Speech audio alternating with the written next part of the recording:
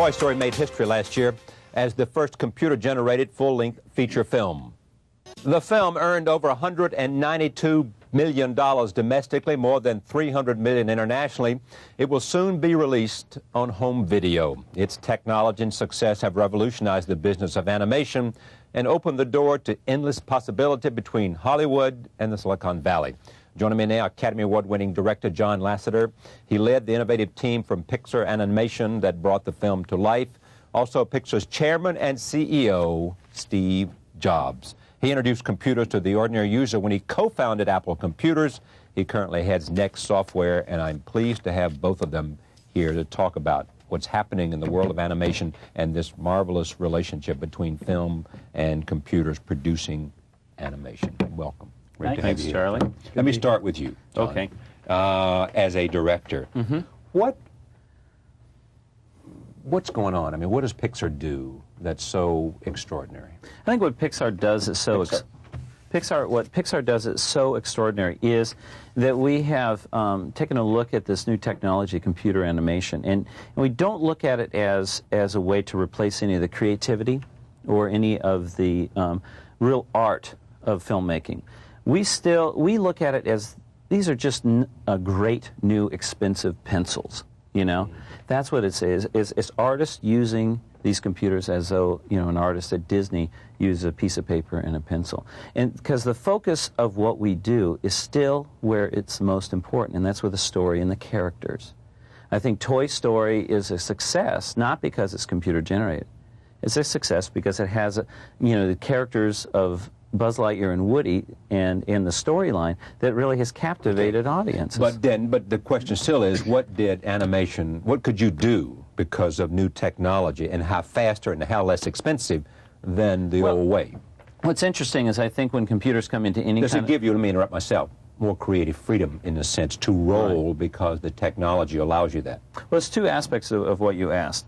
One, what's interesting is it's a very common belief that when computers come into a new artistic medium, that something that's either you know, less expensive, takes less time, or it's going to replace something. You know, it reminds me a lot of when photography was invented. Everybody thought that painting was going to get replaced. You know, and that is something that really just, you know, won't happen. What computer animation does is it has a whole new look. You know, but the key word is animation. Animation, by definition, is making a motion picture frame by frame by frame by frame, and that doesn't change. We labor over every single frame, and so I worked on Toy Story for over 4 years.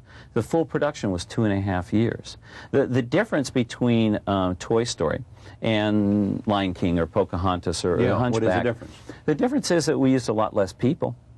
Well, that's my point. It made it more efficient to do. Yeah. It was, and also we were a much smaller studio. We were kind of, you know, a leaner sort of. Does it look any better on the screen? Well, that is something for the viewer to choose. It looks different. I'm not going to say whether it's different. It's more dimensional.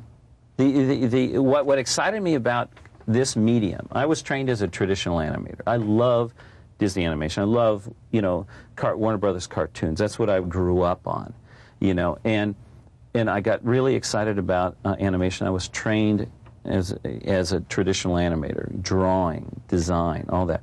But what excited me when I first saw my first computer animation back in about 1981 was that it was three-dimensional. You were able to create a world that was totally dimensional. You were able to move in and around objects, which you had never been able to do in hand-drawn animation. And so therefore, that got me so excited. And I think what Toy Story was different on is what made it unique is that we chose a subject matter, toys being alive, that really lent itself beautifully to the medium. How did you, sir? What have I got to do with this? Exactly. I mean, you know, you're a guy who founds high-tech companies and tries to make another $1 billion. Yeah, well, I don't think of myself that way, but I know you don't. I wish I could Stop. Yeah. How do you think of yourself? I mean, after Apple, after Next, how do you think of yourself? You know, the things that I've done in my life, I think the things we do now at Pixar, these are team sports. You know, they're not something that one person does. We've got, you have to have an extraordinary team because these are, you're trying to climb a mountain with a whole party of people, a lot of stuff to bring up the mountain. So one person can't do it. And I first got involved in this when I heard about this incredible group of computer graphics specialists that George Lucas had assembled at Lucasfilm that he wanted to sell. And so I went up there and saw what they were doing, and I met the leader of this group, Dr. Ed Catmull. And Ed told me about his dream, which was to make the first computer animated feature film someday, and showed me what this team was working on. And I was blown away. I spent a lot of time in computer graphics with the Macintosh and the Laser Writer and stuff, but this was way beyond anything I'd seen. And so I bought into that dream, both spiritually, if you will, and financially. And we bought the computer division from George and incorporated it as Pixar. John was there from the very start. Ed was there, and we were joined by other people along the way. And it took us 10 years to do it. But what was so hard? Oh, there were... Good question, huh, John? You know... Yeah, that's a good question. It took us a long time to build the technical foundation to do this stuff. We were pioneering every step of the way. Pixar invented all this stuff. But as John says, we don't view ourselves as a technology company. Our product is content. We're an entertainment company. And all this technology really is just in the service of the storytelling, the service of the creative people. And computer animation is even a little bit of a misnomer. The computers don't do the animation. They do the drawing. And they crank on these drawings for 3 hours by one of the fastest computers in the world, which is why the drawings are three-dimensional. But the animators act. You know, I've watched John and his team work, and they are the heart and soul of the characters. They do all the acting, not the computers. Okay, but I mean, let me just make sure I understand what you're saying. I mean, I would think that people... I mean, when I was telling you about my interest in what in the world's going on and where the future is headed, and you said to me, that's not what we're about. And what the point you wanted to make is that we're about entertainment, and we're about technology in the service of the entertainment that we create, right? We're about putting stories into the culture. That's what we're about, telling stories. And, you know, and you've got a different paintbrush, and you've got a different canvas than everybody else does, or it's a more advanced, it's a better, it's a more something. I'll let John speak to this, but I know a lot of people at Pixar, our heroes are Disney. I mean, look at what they've done. We've all got young children, and our kids watch these Disney films, and they learn a lot from these Disney films, you know, about good and evil and right and wrong, and, you know, they're entertained all along the way. It's a great storytelling. It's incredible what they've done. Before I ask you my next question, what's the biggest ever success in animation? Huge. Lion King. Lion King. Lion King broke all the records. Yeah, far and away. Mm-hmm. Yeah, and then Aladdin is right after that, and then Toy Story. And there's a lot of difference in terms of the way Lion King was made and the way Toy Story was made. Yeah, a world of difference. Yes and no. And nothing different about what came out of the head of the animator. Right. It's the process is very much the same in the development of the story. Animation is very different than live-action filmmaking, because in live-action filmmaking, the director starts with a script, and then, you know, blocks out the shot, goes to the set, and films it from all different angles. You know, covers the scene 10, 20 different times, close-ups, long shots, two shots, so on. Takes all that footage, goes into the editing room, and makes the film there. You know, it pieces it together, juxtaposes things, edits the film. It's always the post-production, after the fact. In animation, the actual production of the footage is so time-consuming, therefore expensive. It's really the time is why it's expensive. We can't really afford to do a scene 10 different ways. You know, we have to do it just, every frame has to count. So what we do is in the story development, you pretty much edit your film in advance. Now, what I mean by that is you start with the script, and then what we do is we do storyboards, sort of a visual script. Old-fashioned storyboards or new? Old-fashioned. Yeah. You know, with storyboards, one of the things that Pixar is that we don't want to replace, we don't want to throw everything in the animation filmmaking process out the window and replace it with new technology. We use the technology where it's going to make the film better or make the film, you know, different. Storyboarding, there's nothing better than a piece of paper and a pencil and a 4x8 piece of cellulite. You got no story, you got no film. Yeah, and you got no story. So then you do a story reel. You cut that onto film.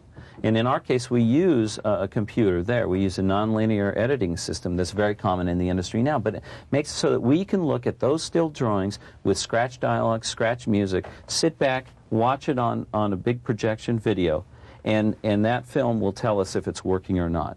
If it's working in our story reels, when we animate it and put the colors to it, it's going to work even better. If it's not working in the story reels, the animation won't save it. In essence, it lets us beta test and iterate our film before we make it. Totally different than live-action filmmaking. And we believe it's one of the reasons that the hit rate can be substantially different.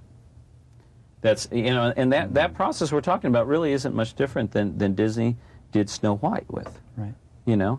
But you look, you know, that's one of the things is that Disney and Pixar, we labor over the stories. You know, I mentioned I worked 4 years on Toy Story. The first year and a half was story development alone.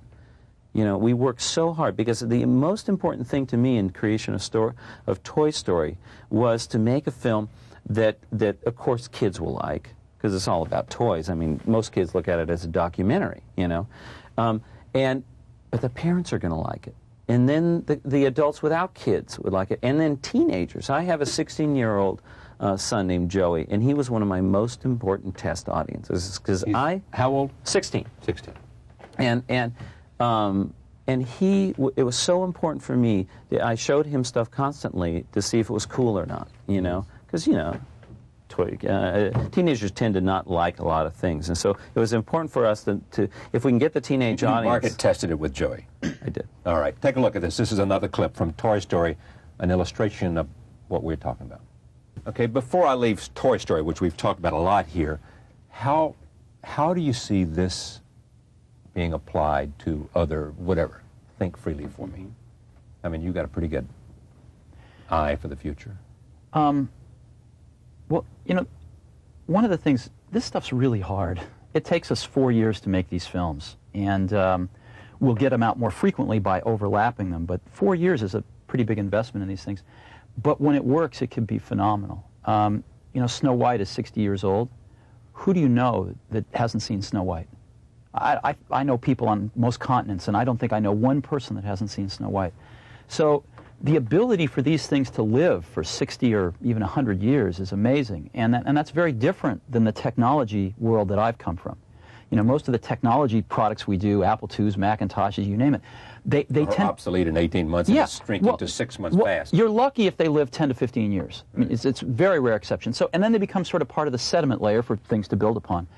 These things can live for 100 years, and so it's very different. And we're not competing against, you know, a Microsoft or another company. We're competing against, can we make a great film that people love? That's what we compete against. And so every day when we go to work, we're saying, you know, how do we make a... All right, but I mean, look, two questions quickly, Yeah. because one is, why should I come to Pixar if I'm a great animator? Yes. And if I've got a great story idea, why should I come to you? Oh, I think the 3 reasons. One, Pixar is a place more than anywhere else in the world that they can get creative satisfaction. We try to give these artists a project that they can be proud of for the rest of their careers. That's one. That's a big thing. I know, because I've worked in a lot of places where I was working on kind of garbage, and it's hard to work. Secondly, in working with these people, I try so hard, even if it's the smallest task, to give them a little bit of creative ownership, to let them figure out how to do it. I don't tell people how to do it. And so that is a really important reason. And the most important thing is at Pixar we have a lot of fun. You know, and it comes. I think it shows in the thing, in the film. And I could see it when you think about I remember there's not much political satire on American television. Mm-hmm. Some political satire can be done in animation in an interesting way because you can use characters. You could do this if you had a good storyteller. Mm-hmm. You had great writers. Mm-hmm. You could probably do it faster and quicker and more interestingly. Well, political satire is interesting, is what Steve was talking about. It quickly becomes dated. Oh, I see. So therefore you don't have the payoff. You know, what we try to do is make stories that will lessen. That's why the choice of all the existing toys in Toy Story. There's Mr. Potato Head, there's Etch-a-Sketch, Magic 8 Ball. It's the things that we had as kids, the kids still have today. And you don't have to play any residuals actors either, do you? Mr. Potato Head, you know, it was a tough deal to negotiate with him. No, I'm just kidding. Had you there? Yeah, no, I thought maybe somebody owned it. Well, they do, but they were very. Why has the stock? Has the stock come down? Well, we went out at the IPO at $22 a share, and I didn't check the price today, but it's probably somewhere around $17, $18 a share. Yeah. And I think part of that, well, I don't know why the stock market does what it does. So that's first answer. Second answer is, I think a lot of people thought we were a technology company, and we maybe didn't do a good enough job explaining to people, no, we're an entertainment company. We're not a quarter-to-quarter earnings company. We're building assets that are sort of annuities into the future. And so I think people are slowly coming around to that, understanding how difficult this is to do. You know, since Snow White was released in 1928, which was the first animated feature film ever, 60 years ago, every major studio has tried to break into this business. And until last December, Disney was the only studio that had ever made a feature animated film that was a blockbuster, $100 million or more in domestic box office. And last December, Pixar became the second studio in history to do that. So it's a very, very rarefied ability to make these products. And I think Pixar is really able to do this quite well. And what happens after the contract with the 3-picture deal with Disney goes? You know, we love working with Disney. It's a fantastic partnership. So, you know, who knows? Maybe we'll put something together to keep making films with them. Okay. I want to talk about the business, overall business, which you know something about the computer business, too. Does it bring, how do you feel about what's happened to Apple? You know, all the work we did at Apple lives on. It lives on in the Macintosh, and now it lives on in Windows 95. Yeah, of course it does, but yeah, but that's interesting to say, and clearly it does. Yeah. But it's Windows 95, it's Microsoft, it's not Apple. Right, but it's still the work. It's still the innovation. So did it have to turn out the way it did? It's hard to predict these things. I mean, yeah, come on, Steve, you've thought about this. This is not a subject that's unfamiliar to you. Yeah, it is. It's sort of ancient history to me right now. I don't really think about this stuff anymore. And Apple and Microsoft duke it out, and Netscape and Microsoft duke it out. And to me, it's a spectator sport at this point. Do you care about it? Do you have any interest in it? Does the ideas that does the internet mean anything to you? Sure, the internet's great. I mean, I look at it. Do you use it? Do you care about it? I use it every day, and I do care about it, and I think it's phenomenal what's happening. The internet is clearly the most exciting thing in the computer business. But right now, I look at the computer business mostly as a consumer at Pixar, you know, because we are one of the largest consumers of computing in the world. And we use it to make our films. So, yeah, but also, I mean, I hear you, and you clearly, I mean, if you understand marketing very, very well. That was your genius in the beginning, yes? You understood the concept and you understood marketing. You'll grant me that. Question: is it when you look at Pixar, you seem to be saying to me and to you and John together, my company is misunderstood. It's not a computer company. It's a filmmaking company, you know. Right. I mean, that's sort of you realize that in terms of some maybe truth, but also in terms of some marketing savvy, we got to make sure that we got to get this word out that this thing is about entertainment and it's not about computer. We don't want to be characterized like everybody else, you know. And part of your effort and part of your reason for appearing here, and et cetera. You know, I think we definitely want to get that word out. But I have this incredible confidence that the word will get out, and as we make more films, we'll demonstrate that by our results. So the interesting thing is when these films take 4 years to make and they last for 60 or 100 years, you start to develop a longer focal length point of view than just the next 6 months. But here you are. You went from Apple, where you made a lot of money, and then Scully came in and you left, and blah, blah, blah, blah, blah. And then you went to Next, which was never quite as much as what people thought it might be. Right. But those it's coming back now. Well, I know. I understand that. I do. And but your head seems to be into filmmaking. But you started this. You went to see George Lucas because you're out there as an entrepreneur looking for ideas. Right. Right. And so all of a sudden you get involved in this idea, and now you're saying, I'm in the entertainment business.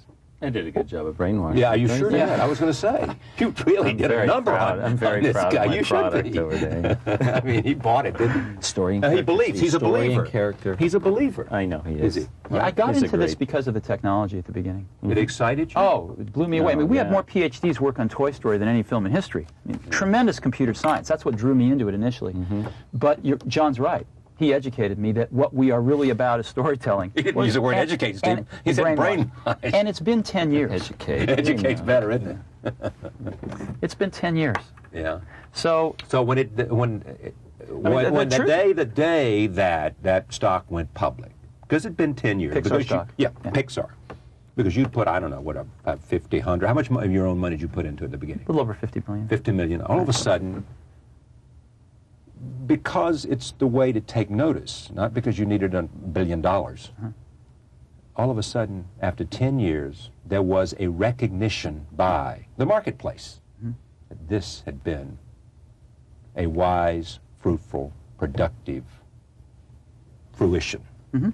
Yeah, am I going to come back and interview you in 5 years and find out you're in some other business and you're not in the entertainment business, you found some other well to go fishing? You know, I tend to stay where I start until somebody kicks me out. Thank you for coming. Great to have you here. Thanks. Thank you very much, Steve. Thanks, John. Pleasure. Thank you. We'll be right back. Don't go away.